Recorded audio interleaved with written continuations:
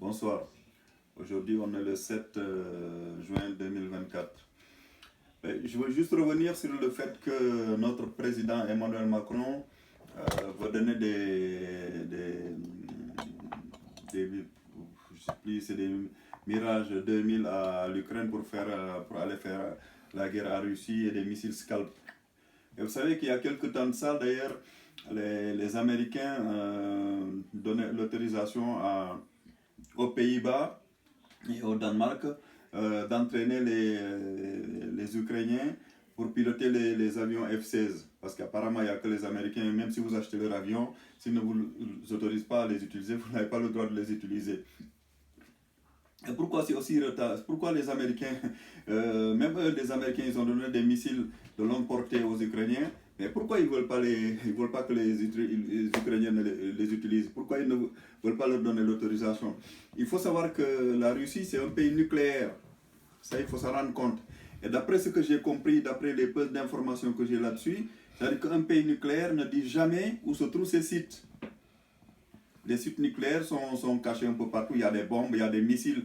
Le problème, c'est que, imaginez que, d'après les informations que j'ai, il y a des sites nucléaires où les missiles sont programmés de façon automatique.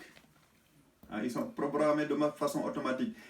Donc, ils peuvent se déclencher tout seuls. Et imaginez que les Ukrainiens balancent des missiles sur un site nucléaire et qu'ils déclenchent la programmation. Mais vous savez, les missiles vont partir tout seuls. Et ils vont venir dans nos pays. Et qu'est-ce que vont dire les Russes? Ils vont dire que mais non, ce n'est pas nous qui avons déclenché l'attaque nucléaire. Évidemment, ce serait vrai. Donc là, après, si c'est vrai, après, il faut que M. Emmanuel Macron se renseigne bien, il faut qu'il fasse attention, parce qu'il met en danger notre pays.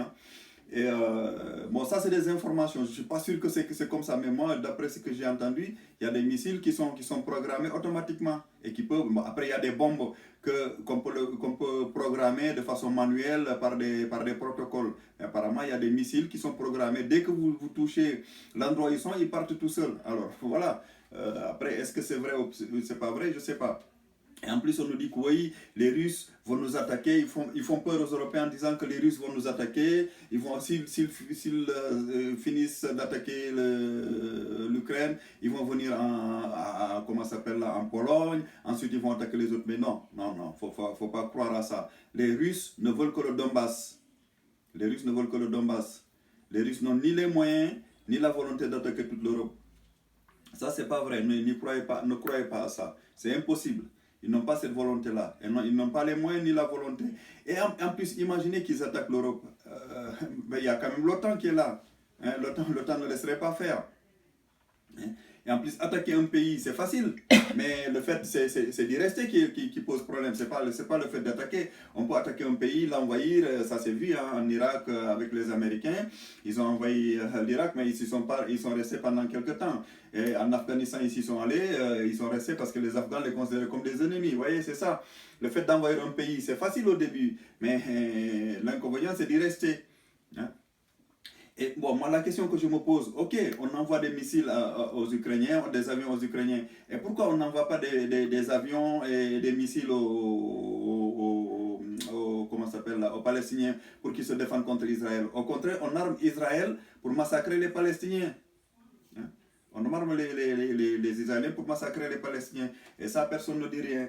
Et donc, nous, les Américains ont détruit l'Irak, on a détruit la Libye, on a attaqué l'Afghanistan. Voilà, on attaque des pays comme ça.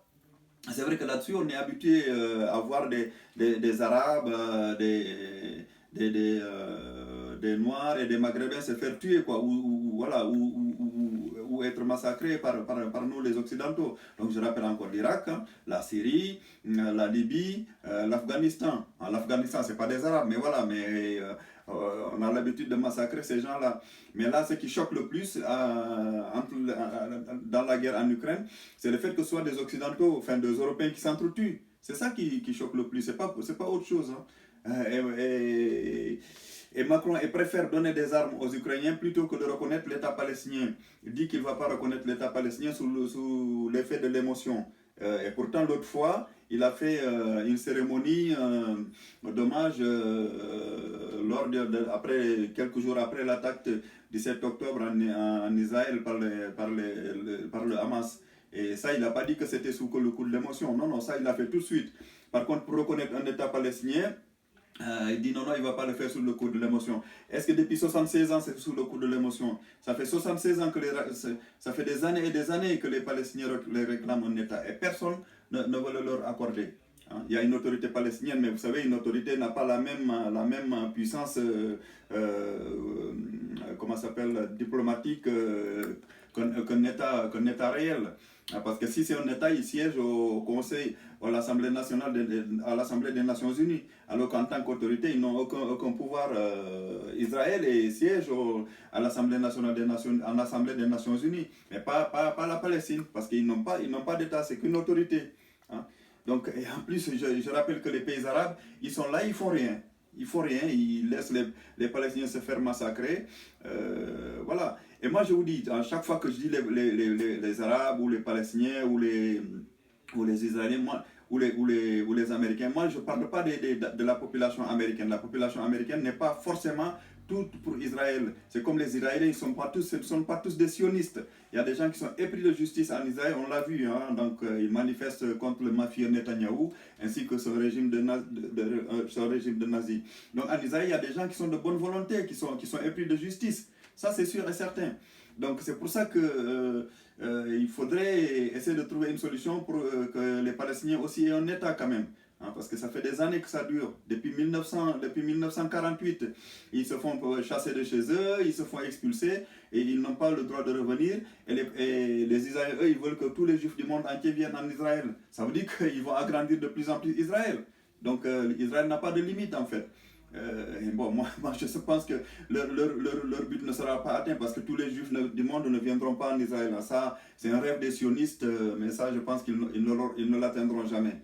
Parce qu'il y a des Juifs de bonne volonté qui n'iront jamais en Israël. Il y a même des Juifs, je rappelle, il y a des Juifs intellectuels juifs de grande valeur qui sont anti-sionistes. Hein, et ça, on ne les entend pas souvent. Hein.